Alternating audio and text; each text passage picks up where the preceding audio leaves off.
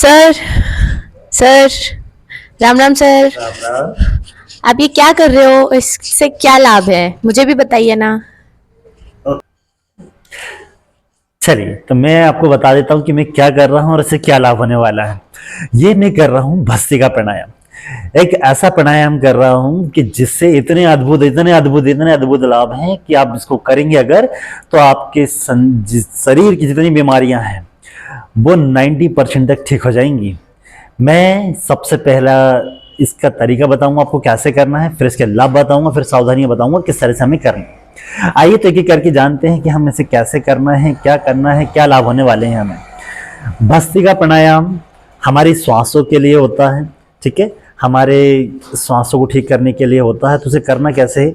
करने के दो तीन तरीके हैं, पर सबसे सिंपल और सही तरीका बताता हूं कि अपने दोनों हाथों को ऊपर उठाएंगे इस प्रकार से, और श्वास को बाहर छोड़ना है आपको। इस प्रकार से हाथ ऊपर उठाएंगे, श्वास ऑटोमेटिक अंदर चली जाएगी।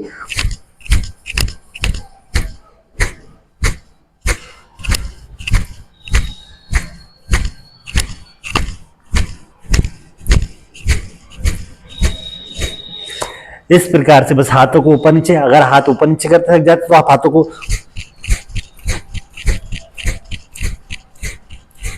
ऐसे भी कर सकते हैं। बस हमें हाथों को चलाना है, क्योंकि हाथों के द्वारा जब हम करते हैं तो हमारी श्वासें जो है वो सही से बाहर आने लगती है। ठीक है, अब बात आती है कि इससे क्या लाभ होने वाले हैं।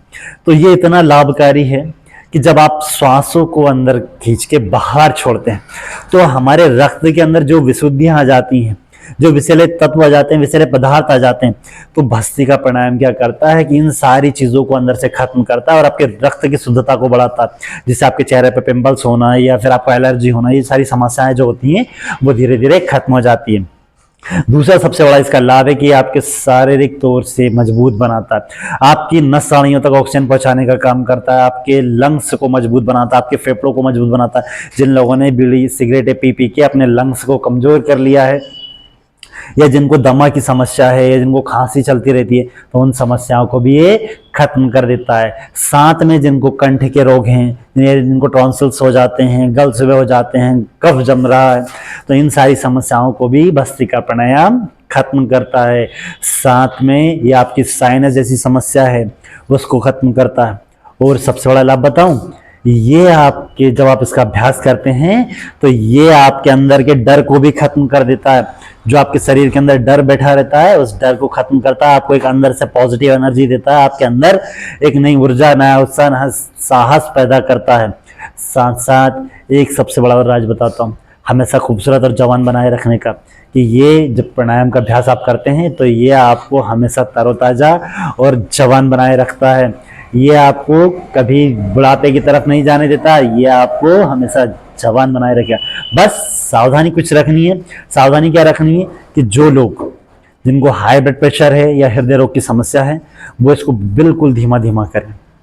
ठीक है, या आपको जैसी थकान, घबराहट या कुछ ऐसा लगने लगे तो आप इसे तुरंत रोक दें, किसी भी तरह का कोई वो ना करें।